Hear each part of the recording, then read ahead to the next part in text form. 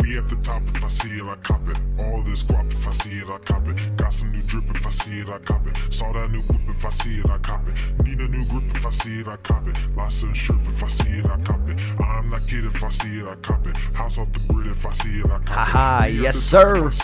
Yes sir. Papa Swole, you're about to go live for 876. Hey. Oh yeah.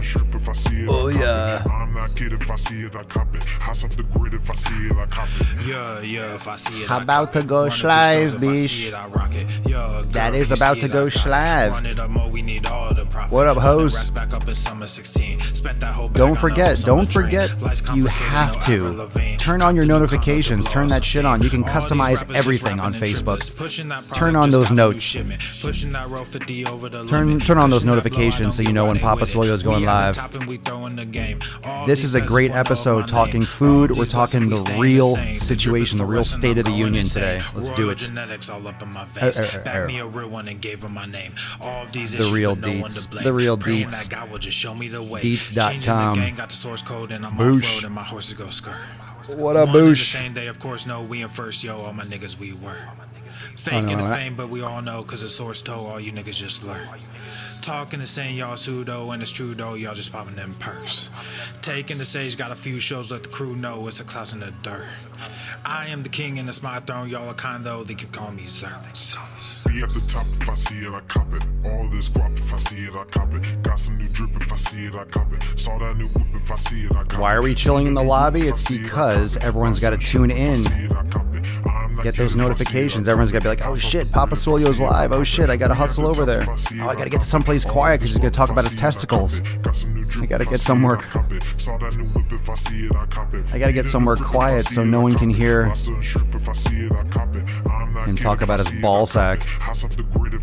We only got one life, I'ma get that. If you with that, do not sit back and just wish that you had it. Despite all your witchcraft and your riffraff, this is my gift and you wish that you had it. Tonight gonna bump trap, gonna thump that. Drums in the back and you know that we have it. Girls like where the one at, need to run back. Flee from these niggas, you know that they savage. They acting macho like they Randy Savage. They call me Pablo, the kingpin is at it. I am Apollo, you Rocky, I've had it. Y'all can just follow cause niggas is slacking. I am Jack Sparrow, my verses is cracking. I am the ghost and you rappers is Pac-Man. Out in the coast and keep floating those hearts, floating those gorillas, floating those biceps. Let everyone know that Papa Swole's live.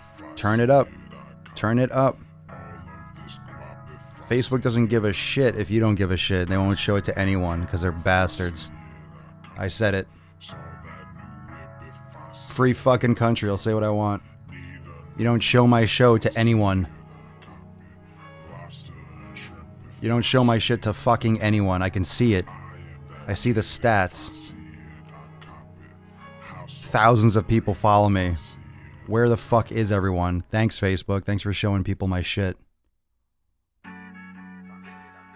It's not like I do this every day or anything. Yeah. I don't give a fuck. Fuck you, Mark. Little bitch. You don't even lift. You don't even fucking lift.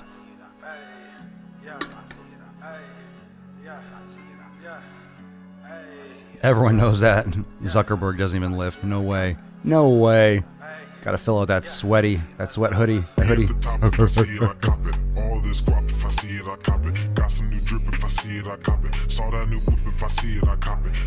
Aight, boosh. Let's do it.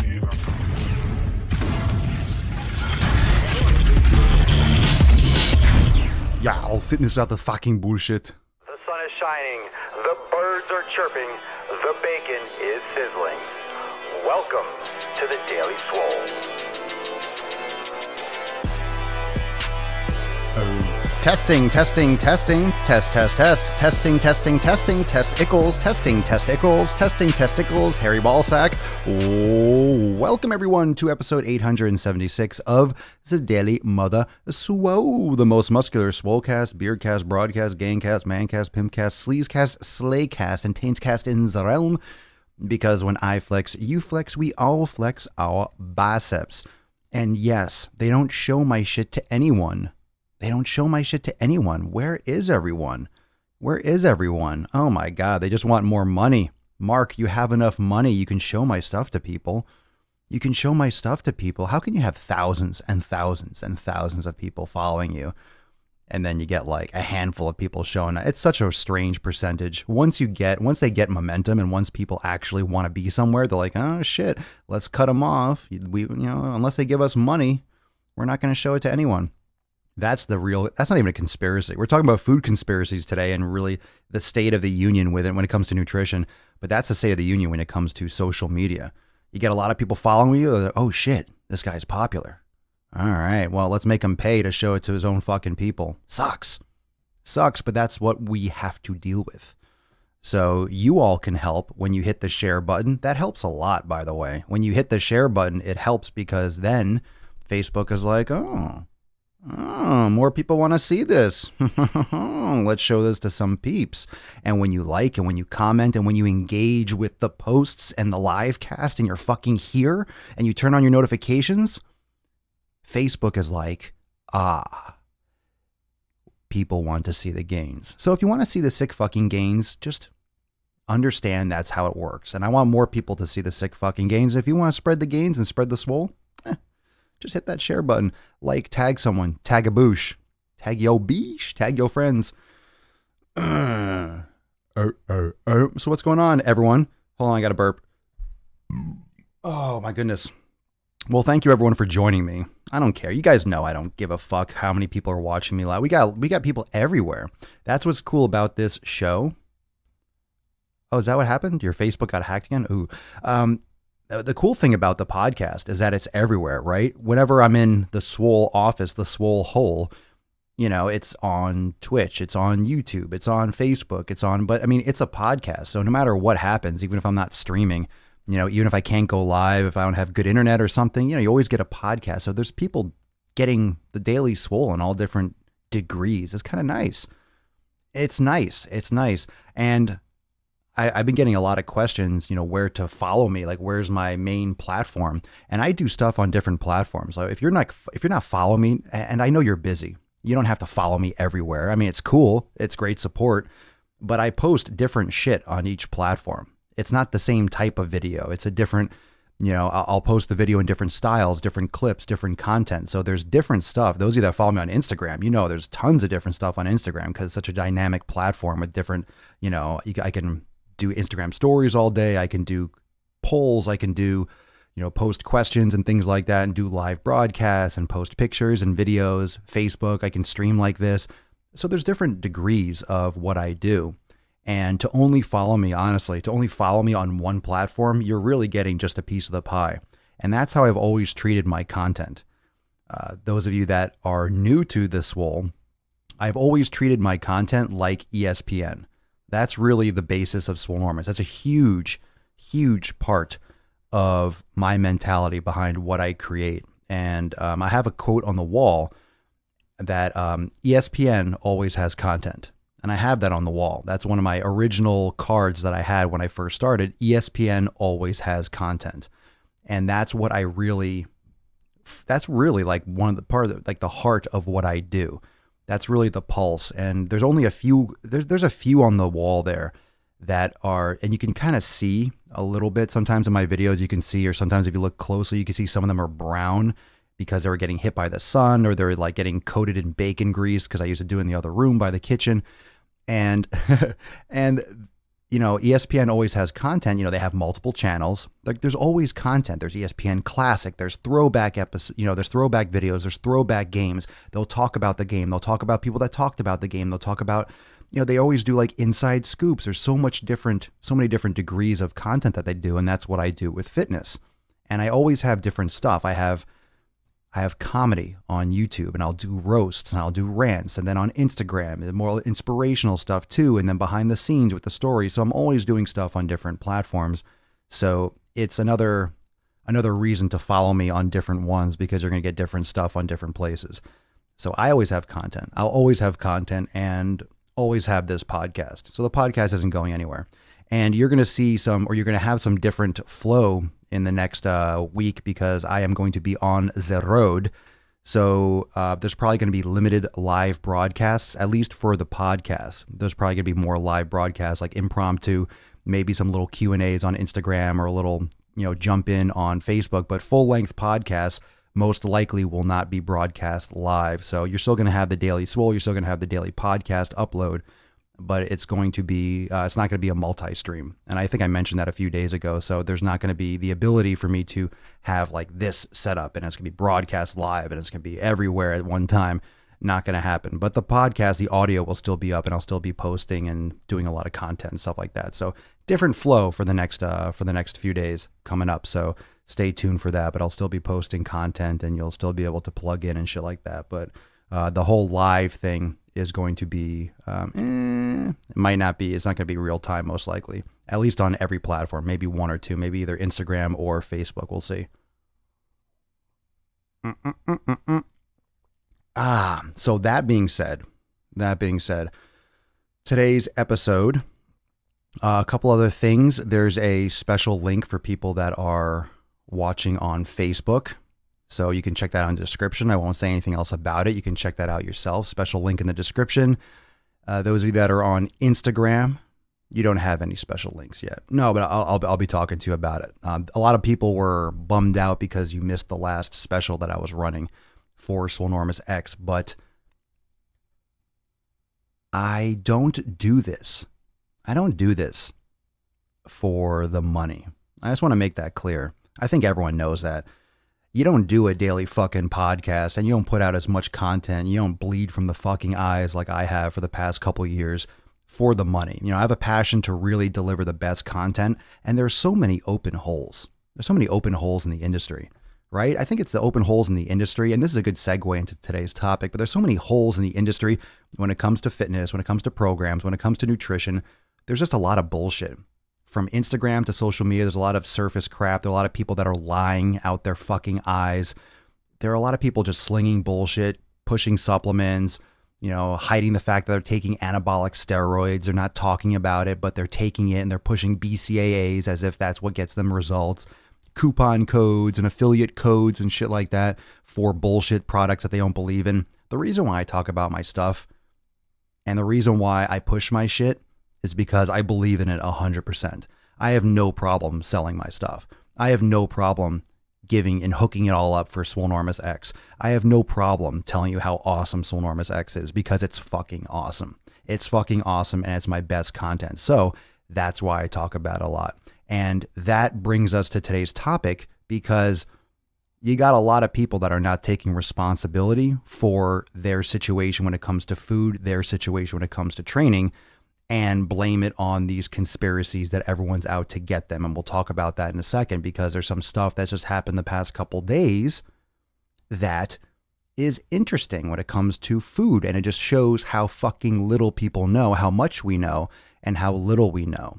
And those of you that are trying to plant flags, like these fitness professional quote unquote jabronis that think they have the answer and sling these products because they just want to sell you something.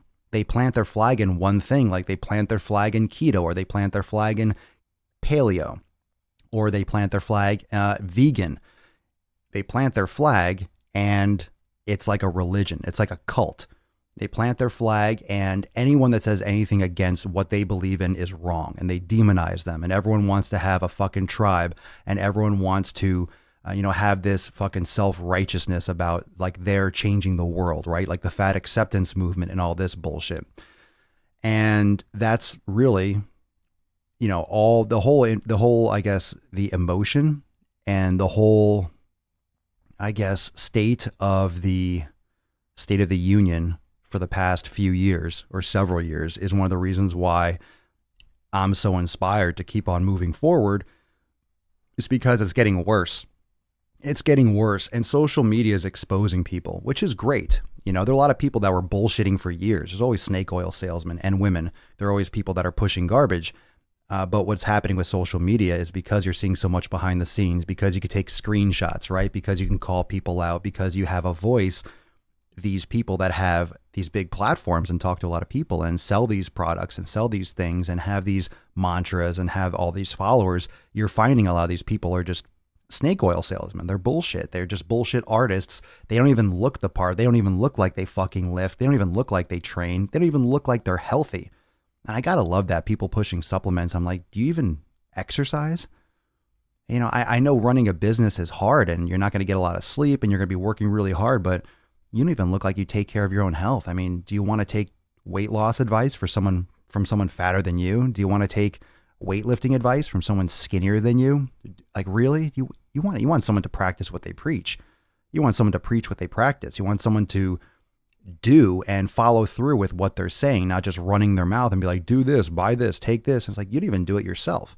And that's what you see in a lot of people. You see a lot of people pushing supplements or pushing training programs, and they don't even look like they exercise. And I don't want to, and just working hard isn't an excuse.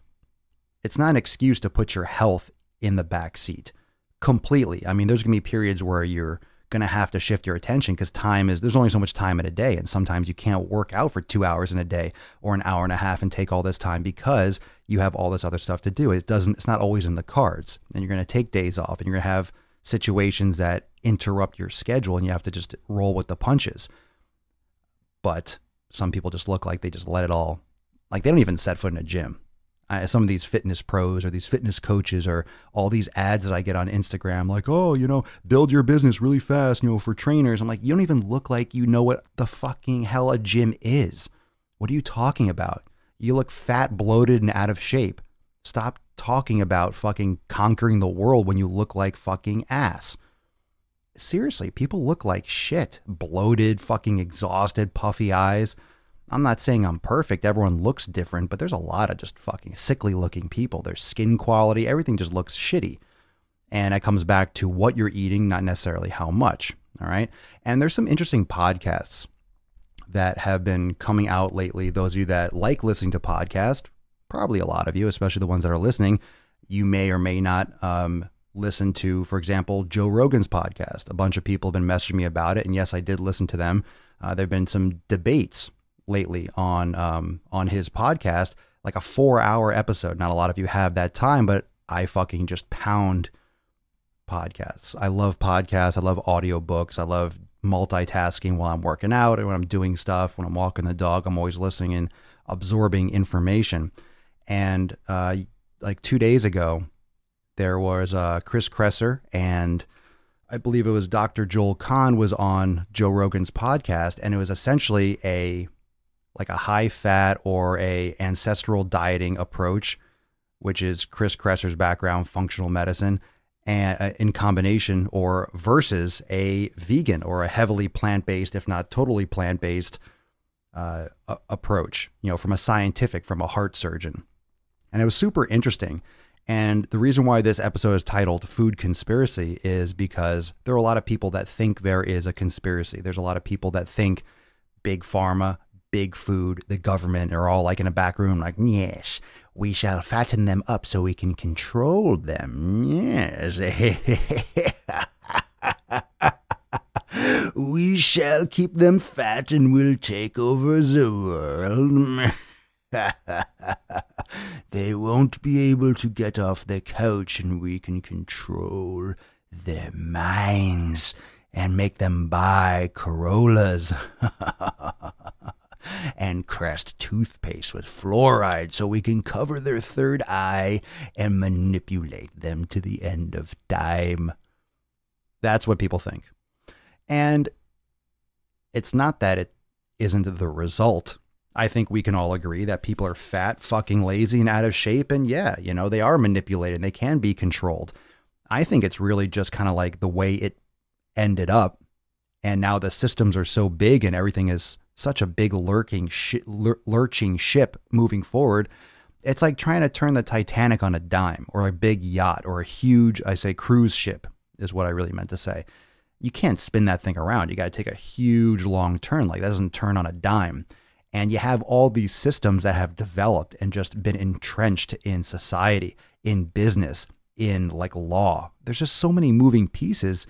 It's just the way it is. It wasn't planned. Like you can't plan this out. You can't plan this in advance. You really can't. You really can't. I mean, and this is not to say that it wasn't started by some mistakes. Of course, of course you can look back, right? It's like anything else. Hindsight is 20/20. You take some data based on some spotty research, and then it becomes something else, and then you go one direction, then it leads to something else, and it leads to something else. It's called decisions. And sometimes you go down a path, and all of a sudden it becomes like, okay, we get rid of animal fat, and now we're using vegetable oil, and all this, and all of a sudden we start, they find another study, and it's like, oh, we should lower fat intake, and then up the carbs, and then companies try to compete and, sell to the people that are being told by the government, this is bad for you. So you want to eat this instead. So they're trying to make more products that have low fat so people can buy it more. And, everyone's trying to react to every single step in the process because businesses have to survive, right? Businesses have to survive. Businesses need to thrive. And then whatever the situation is, whatever the laws allow, whatever the public wants, people are going to create. And if the government says, hey, we have this information, hey, fat's not good, you should cut down on fat, people aren't going to want to buy foods that have fat in it. So companies can't make those things because no one's going to buy them. So they have to adjust and swap out ingredients. If people don't want to see trans fat or hydrogenate or this, then they're just going to react and go back and forth. Why do you think grass-fed, why do you think fattier foods and stuff are coming back? Because you have the swing of what's being promoted in the media. And, oh, fat's not bad and this. Oh, okay, we can do this again. So now all of a sudden you have the keto movement that's exploding. And then you have the paleo movement that blows up. And then you have all these things that just get popular. But they're just, I don't want to call them fads because they're not necessarily a fad. It's not necessarily a bad way to do things. But we don't know, right? We don't really know. Yeah, it's easy to call it a conspiracy. I mean, but like going back to, in this podcast, I highly recommend you listen to it because I know you like my podcast, but I'm not a PhD. I'm not a fucking heart surgeon. So, but I did listen to the podcast. I do know how to tear apart some things and I didn't take notes. So this is my feeling from that podcast. Pretty much, and for those who don't know about food research, like there's a lot of, there's a lot of medical data and all these major, like just to summarize, you had a medical doctor, Joel Kahn, right? And he's a heart surgeon, if I remember correctly. And then Chris Kresser, who's a, expert in functional medicine. And he's a very big proponent of a higher fat diet, keto diet, ancestral dieting. These are two fucking brilliant people. If you don't know, just look them up. They're very, very intelligent. And what you have are two sides, one that is very medical government, but the USDA says this and the FDA, promotes this, and all these medical health organizations are saying that you want to lower, saturated fat, you want to increase plant-based, blah, blah, blah. And that as if that's the answer. However, you have the other side and Chris Kresser's side, and you look at the actual research and there are many, many holes in the studies. There are many, many times where things got out of control and people interpreted these studies improperly and then, ran down this path.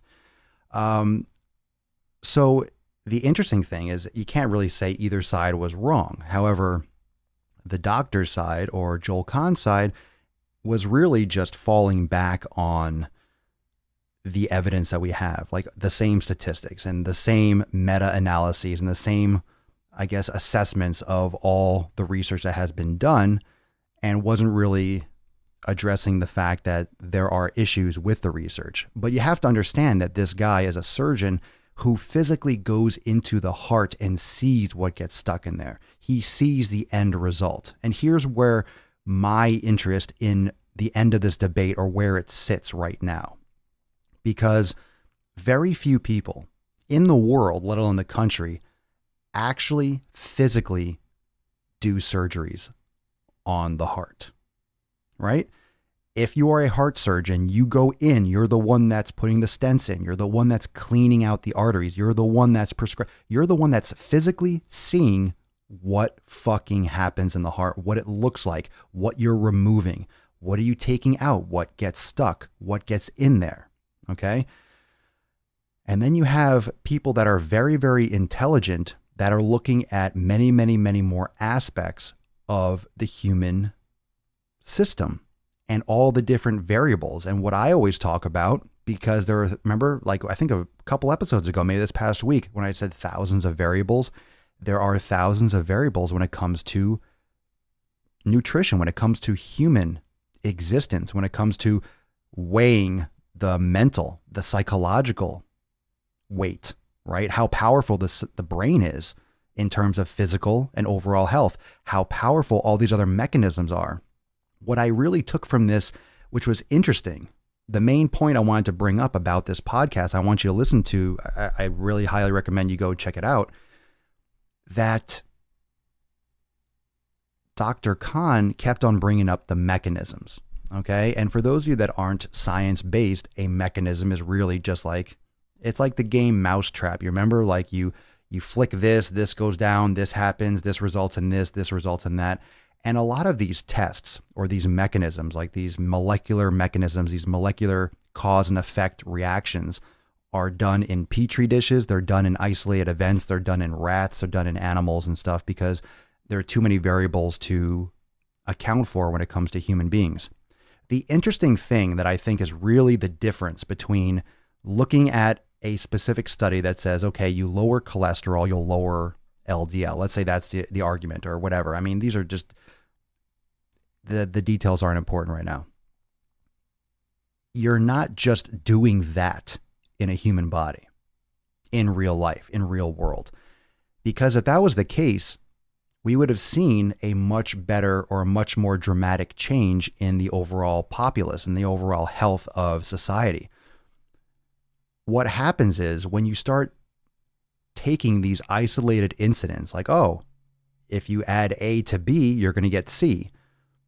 Well, don't forget, in the human body, you also have D, E, F, G, H, I, J, K, L, M, N, O, P, 1, 2, 3, 4, like a billion other things going on at the same time. You have all these other factors that are working in concert, in conjunction with that one instance. Like you can't isolate one thing. And that's one of the major issues when it comes to scientific research is that the difference between association, correlation, and causation. And these meta-analyses, and what that means is a study based on other studies. Like, let's say I'm going to do a meta-analysis. That means I'm going to take, let's say, 100 studies and extrapolate some reasoning behind it and maybe pull some data like, oh, all these people happen to be, everyone that happened to be, for all these, let's say across 100 studies, females showed higher incidence of cancer than males.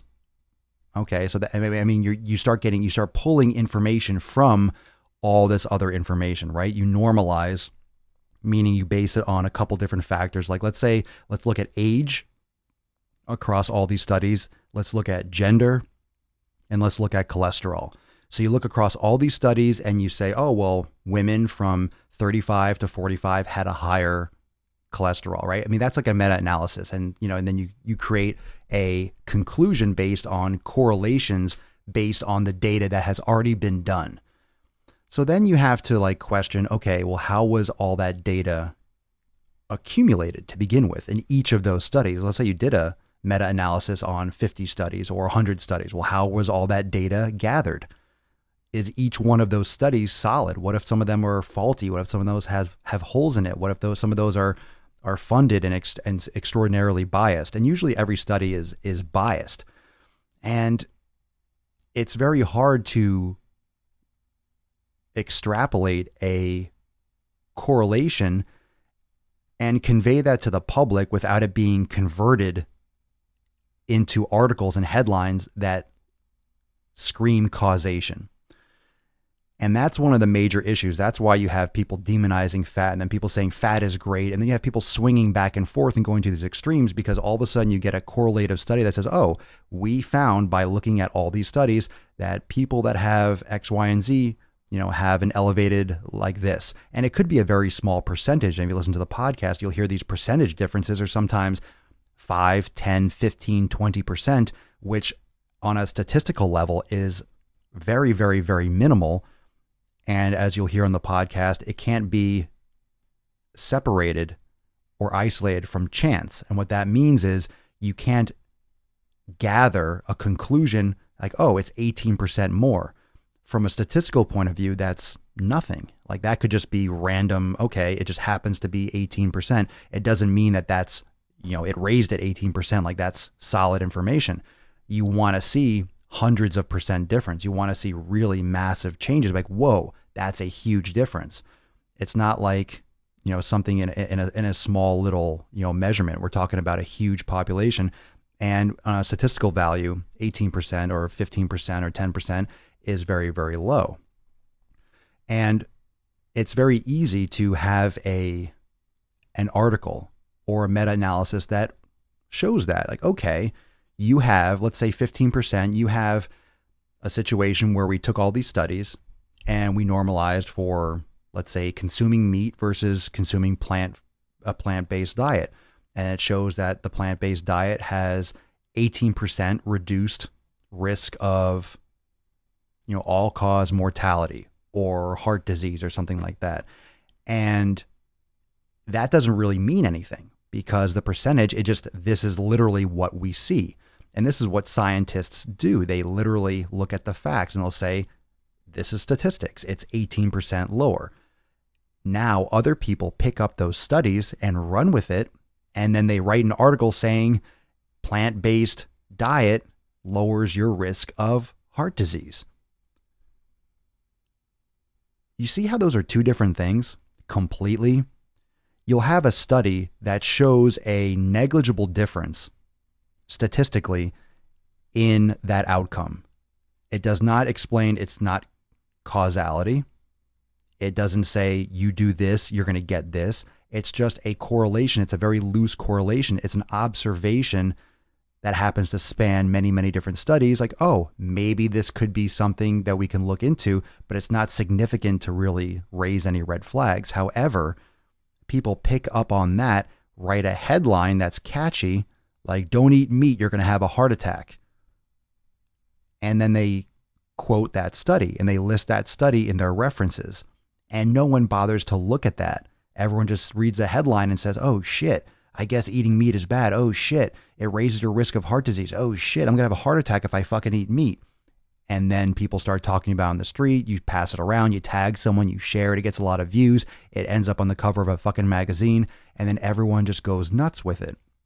So what's interesting is the reinforcement from listening to that is literally what I've been saying for a long time, is that people don't fucking know the answer. Nutrition is extremely individualized and we don't know because there are many, many factors. And it really goes back to when most of you know someone that smokes regularly, doesn't have lung cancer. You've probably heard of people that never smoked a day in their life and have lung cancer. So it's, some people are obviously very resilient when it comes to smoking or to getting lung cancer. There's a lot of evidence that genetics play a role in how you can process nutrients, fats and carbs and this, that, and the other, and regulating glucose and so forth. There's a lot of stuff and a lot of factors that can play into an individual's response to food or individual's response to eating a certain way. That's why I have a problem when it comes to these fucking fitness jabronis that plant their flag in one thing like a religion, like they're a religious zealot and it's keto is the way, or paleo is the way, or vegan is the way, or meh. You cannot say that. You cannot say that. It might work for you, but it doesn't mean that it's right for everyone. It doesn't mean that that's the answer.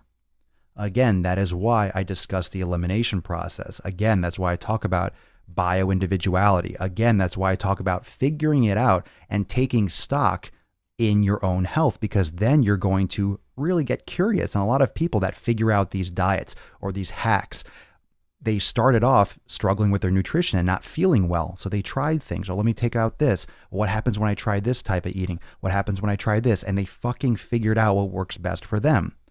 Now, who am I to say that that doesn't work well for you? I can't.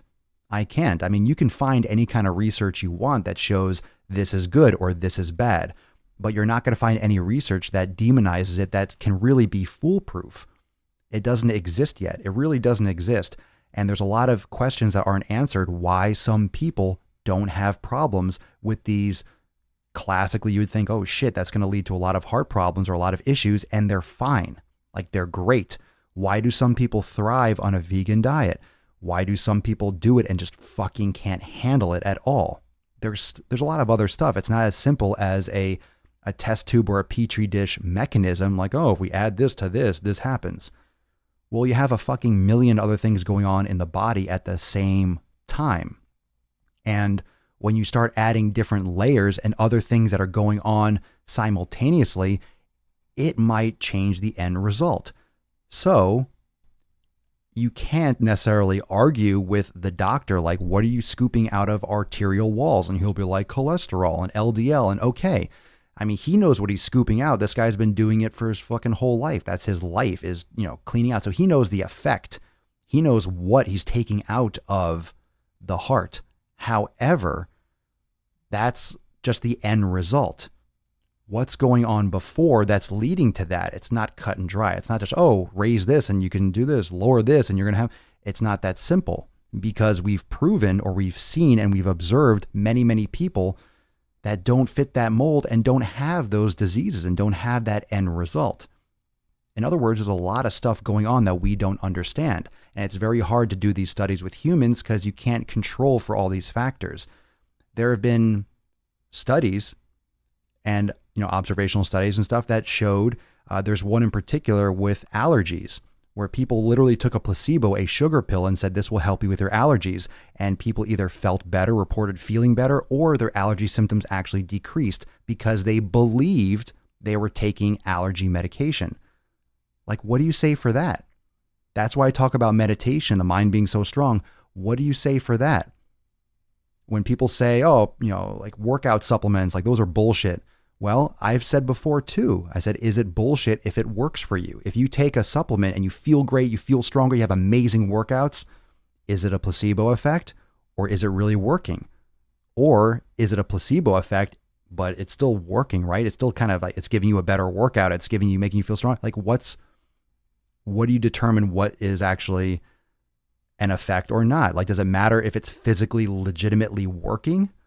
Or is it more important or equally important, or what percentage of importance if you just believe that it's working?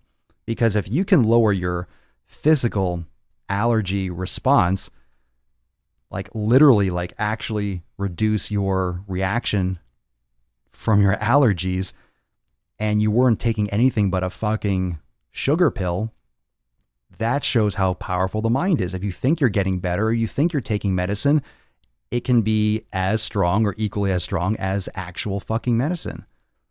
So then it comes to, okay, well, maybe that works the same way with diet. Maybe if you think you're eating really healthy and you're really happy with the way you're eating and you're able to stick to your diet and you're focusing on it and you enjoy it and you like the foods that you're eating and you're paying attention, you're eating real whole foods. I mean, there's certain things that are undeniable. You can't be eating processed crap, pounding yourself with sugar, eating garbage and, calorically empty foods and, no micronutrients.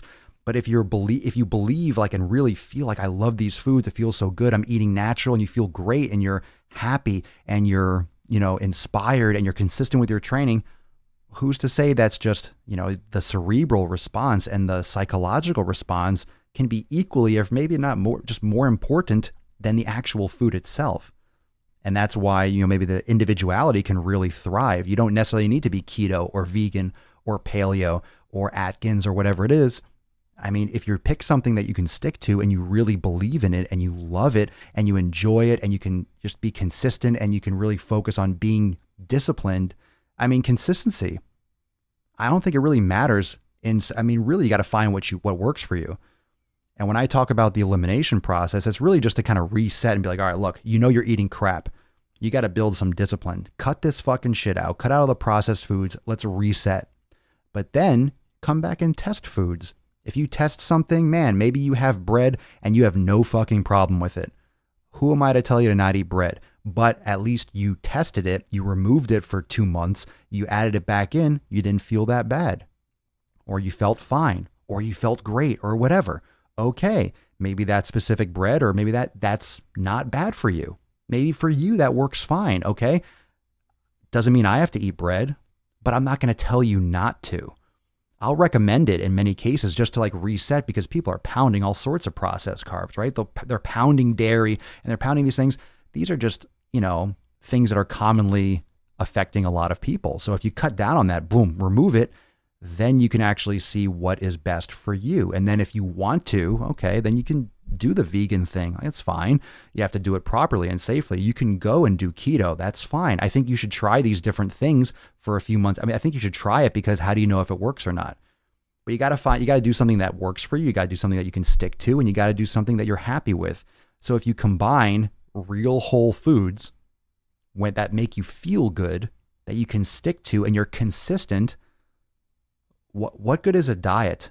And I like the word diet. A lot of people don't like the word diet. I fucking love the word diet because it means the way of eating.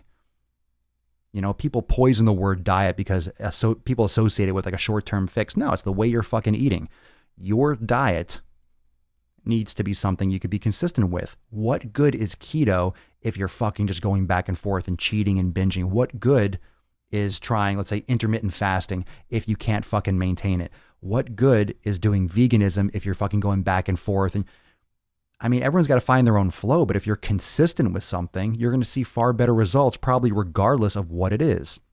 And once you figure out what foods you're consuming, then you can worry more about caloric intake and how many calories you're consuming, which does matter. Total caloric intake does matter relative to what you're burning. However, if you're not eating the right foods that you should be eating, if you're not able to stick to those foods, it's not the primary focus. Most of you need to stop worrying about counting the damn shit and start focusing on what you're consuming and get rid of all those garbage foods, and then start looking at those numbers. And the reason why it's better to do that first is because when you're eating real food, you're less likely to overeat. It's not easy to stuff your fucking face with real food. It's much harder. You're going to be much more satisfied. So it's going to be much easier to meet your caloric needs and either just go over them slightly if you need to bulk, or undercut them a little bit if you're trying to lose weight. It's much easier to manage it when you're eating satisfying foods. It's not like, I don't see where the confusion is when everyone's worrying, oh, diet is so hard. I don't think it's hard. What did I say there that was really that challenging? What, take an interest in your fucking health? Take an interest in what your body is telling you? That's challenging? Then fucking don't, and end up in a wheelchair with diabetes and all these problems. It's just literally taking an interest in what your body is telling you, and then trying stuff and paying attention. And once you're eating, like, I really love these foods. Like, I have found foods that I love to eat, I can be consistent with. They're real foods. I don't have cravings. Like, I have found a nice little sweet spot where I can eat the foods that I enjoy, and I respond really well to them. Now, of course, if I just eat them in excess and I'm just like, 6,000 calories a day, yeah, I'm going to gain weight. I'm going to gain fat. However, I don't tend to overeat them. Because I get fucking full. They're satisfying. I'm eating grass-fed beef. I'm having sweet potatoes. I'm eating, my sauerkraut. I'm having salads and stuff and veggies. I'm having, let's say, olives. Like, I eat, a lot of fat. I'm not in ketosis by any means, but I do have my carbohydrates. And I know how to manipulate my stuff. I know sometimes, like, I can feel it if I want to eat some more carbs. Like, I kind of just fluctuate. I play with the carbohydrates. But the foods that I consume are very consistent. I'm very consistent with my consumption, what I eat. And that's really where, when people are asking me, well, how do you stay in shape? How do you stay motivated? How do you stay on point all these years? Like, I'm a machine when it comes to nutrition. I don't give myself enough credit for it. I don't fluff my own pillow. I don't brag like, oh, I'm so good with my eating and everything, but I am. I'm so fucking consistent. That's why I do the same thing every fucking day. I have some variety, but like my foundation, like I'm just very, very consistent with my food intake. I'm very consistent with what I eat. So when I tweak something, I notice. When I change something, when I add something, I'll notice the difference. I'll notice the fluctuations. I know if I'm eating more or eating less or need to, and I can control that and tweak it very, very slightly. And I'm not just eating random stuff, so I don't know my caloric intake. I know about what I consume in order to maintain my body mass. If I want to, feel a little bit more full, and I'm going to, I'll maybe have another sweet potato or two. If I'm feeling flat, I just know I need, some more sweet potatoes for my body. And, I just adjust. But I figured out what foods I consume, and then the caloric intake, if you want to count and you want to get really detailed, that can come into play, but you're less likely to overeat if you're eating the right foods. And it's consistency too. So when it comes to conspiracy, it's like just the knowledge isn't there. There's a big split. There's a big divide with what is actually going on in the body, what's going on in an individual's body. It's not that easy when it comes to these debates. You can hear these two brilliant fucking people going back and forth. One is like hardcore, like based on all these like, scientific bodies around the world, which I think are part of the problem. You have these big, ancient, old school fucking medical communities. Of course, they all agree. They're all like probably the same people on the boards of all of them. They all go to the same conference. They're all buddy together, and they all looking at the same research. Of course, they're going to come to the same conclusions and have the same recommendations. I mean, it looks good worldwide for everyone to agree. Now, that could be a conspiracy in itself. But I also think big organizations are classically slow to change their opinions. They're classically slow to move. They're classically slow to update shit. They're classically slow or less likely to look at smaller bodies of research or fund, really, game changing studies, because it looks bad when you change your entire recommendation from something that you've been recommending for 50 fucking years. It makes you look bad. And when you have individuals and little smaller sects of people that are cutting edge or looking at the newest stuff or having like an open mind, it's like the education system. They teach you information and then you spit it back. Oh, did you spit it back perfectly? You get an A+. Did you spit it back imperfectly? You got a C or a B- or an F. When you understand how to learn and you understand how to develop, you learn how to think. You learn how to be curious. You learn what questions to ask, and you question when there's shit that looks fishy or that isn't solid or that doesn't cover all the variables. And that's what people like Chris Kresser are doing and those types of movements. So, I mean, you need both things. You need people that can work on the heart. You need people that understand both aspects. But listening to a debate like that, again, I'm referring to one of the most recent podcasts on Joe Rogan's podcast, Chris Kresser and Dr. Joel Kahn. Go check it out. It's a long one, but it's really good. It's highbrow, so keep up. But it's really good with nutrition, the animal protein versus vegan debate and things like that. And it just ends up the same place. But there's a lot of old research that has a lot of holes, whether or not people want to admit it in the medical community. And there are a lot of other things besides just straight up mechanisms that create all this variability in individual outcomes. And every single person is so different, you cannot say that's the answer. That's the answer. And that's what bothers me about all these other fitness professionals that just go behind keto or go behind paleo or go behind these things and just push so hard. And that's their thing. They do their whole business around it. It's just, it's short-sighted. It's egotistical. You don't have the answer. You maybe found what works for you, but you're spreading a lot of bullshit and you're spreading a lot of misinformation to a lot of people. No, I didn't link the podcast. You can go check it out on his thing. You can go check it out. Just look it up. Joe Rogan podcast. This is one of the last ones. I did not link it. And you're on YouTube too, so I don't know what's going on over there on the YouTube channel. I just stream it there. I don't really pay too much attention to it. Let's see. Let's take some questions. Not a lot of questions. I guess everyone's just listening. And it's Saturday, so I know a lot of people are doing other things besides making sick gains. WRL23 on Instagram. I find intermittent fasting to work really well with my work schedule. Also great to not have food on me all the time. Okay. Is there a limit to how much protein your body can process in one meal? I'm not sure on the latest research on that. Thoughts on a short-term carnivore diet? I be very, very, very careful. And short-term anything usually doesn't really relate to anything positive or negative. I don't know what you mean by short-term, but usually your body doesn't shift over from a nutrition after until it takes a few months at least. So you can't just do it for a few weeks and be like, I tried it. It takes a while. But a carnivore diet is really just an extreme elimination diet. So I would just stick with a regular elimination. I wouldn't necessarily go all the way to carnivore.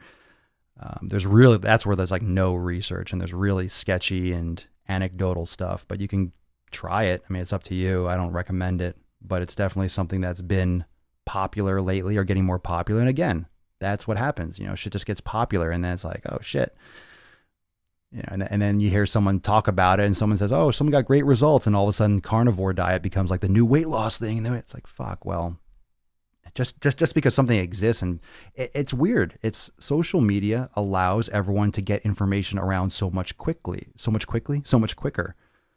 or more quickly. So you're going to like fads and things blow up and like, boom, you have these like bursts of popularity a lot more frequently, or they get momentum so quick because it's just so easy to pass around information.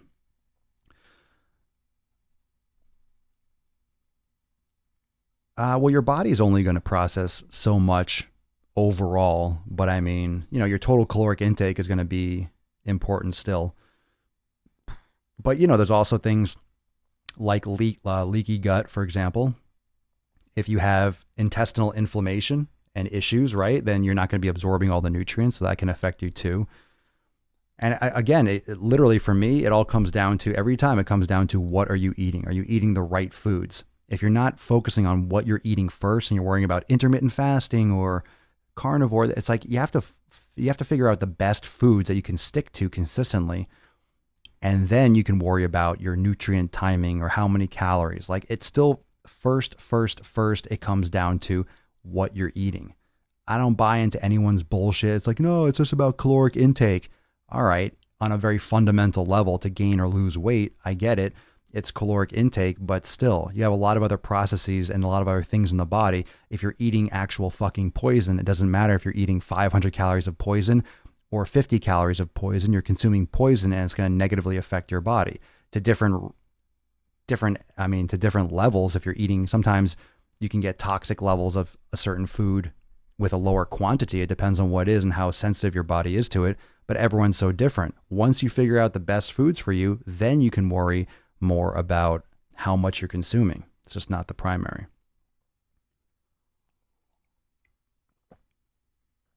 I like that you don't talk bullshit when you don't know the answer to something. I don't know a lot of things. I mean, I have an opinion on some things, but like, to know an answer, it's got to be something really straightforward and simple for me to be like, oh, here's the answer. Especially when it comes to nutrition. When it comes to nutrition, I have strong opinions.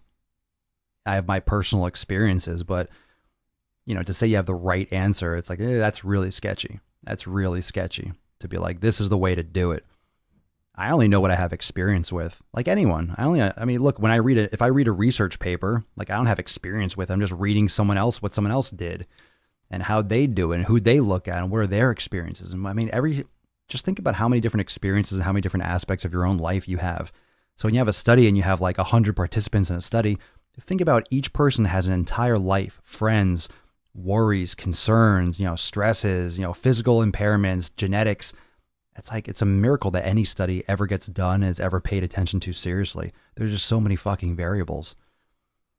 I mean, the end of this all is like this whole podcast, like what I'm talking about now, is just, you can't say that just because a mechanism exists that it's that simple, because it's not done in a vacuum. You have so many aspects to human health and human existence, psychologically and physically, that you can introduce a certain element to a system and it's not going to have the outcome that you would expect. It's not just black and white. There's so many different layers.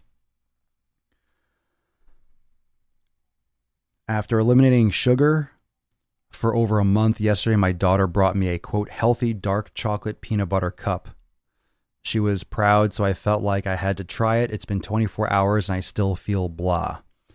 Well, yeah. I mean, your body is reacting to something that it hasn't had in its system. But that's important. It's important to actually feel that, because then you understand, oh, food does cause effects in my body. I will feel a certain way if I'm paying attention and I'm sensitive enough to it. You realize, oh, my body does react differently to different things. Are you going to never have any kind of sugar or something like that again? I'm sure you will. But at least you're aware of what these things can do to you and what these warning signs are, how your body's communicating. That's what I think the most important part of the elimination process is. It's learning that and physically feeling, oh, this is how my body reacts to this. Oh, when I eat this, this is actually a signal. Oh, I have a stomach ache because I added this back. Oh, shoot. So it really does, like, oh, it's true. It's kind of like that moment, like, oh shit, it does work. Oh shit, I didn't realize. Oh shit, I never knew. There's so many people that went back and tried something with dairy or bread and they just literally fucking felt awful. And that's important. It's important to realize, oh man, this does not work for me. That's a game changer to realize that, oh man, I was eating that my entire life. No wonder I feel bloated and fucking in pain all the time. My body was adapting to something that isn't good for me. And that's going to be different for everyone. Thus, you see people that do all different types of diets. Some, always like, hey, what about a cheat day? Some people cheat and they feel great and they look great and they have good health. It's like, all right, so go cheat. I play more on like the side of the psychological effects of cheating and thinking that it's okay. And most people shouldn't be because they haven't put in the work to figure this shit out to begin with. If you're an expert and you've been doing it for a long time and you know your limitations, you know what you can do. Like I know what I can get away with. A lot of times I just choose not to get away with it. I can have a beer if I want to. I can have a piece of pizza if I wanted to. I might have a little indigestion. I mean, who knows now because I haven't had it in so long. I haven't had a beer in so long, but I used to, have them more frequently. Didn't make me look terrible. I didn't lose like any like body fat or I didn't gain weight. I just don't, and I feel fine. So I haven't had a craving for it. But if I really wanted one, I'll have one. I'm not a Nazi. I just know what works for me, and I just haven't felt like it. But if I do, I know my limitations. I know which things would be better for me. I know which things that if I had that, it would really fuck me up. I'm aware. I'm aware of my limits. I'm aware of what my body will react to best and worst to. And I tend to stick to what my body reacts best to, which is why I can be consistent, which is why I have results, which is why I am where I am with my fitness and my training, because I've put in the work and I actually care. I give a shit. Most people don't give a shit. Most people look at it as too much work. It's too much work. It's too hard for me to pay. Oh, there's so many things. And oh, there's so much stuff to pay attention to. It's so hard to be in shape. Oh, there's so many challenges. There's a conspiracy. And oh, there's, I tried everything and I don't know what to do. And most people are just using it as an excuse because they don't want to actually put in the effort. It's not hard. It just takes some effort. It's like anything else. You have to practice it. And people are busy and people are distracted and people don't put their health, their personal health on top of the totem pole. And it bites them in the ass in the end. You see it all the time. People are dying every fucking minute. So that's that. A little bit more rogue than normal. So I'll see you tomorrow. 877. Peace, McGee's fam. Deuce Magoose. Papa Swole. Out.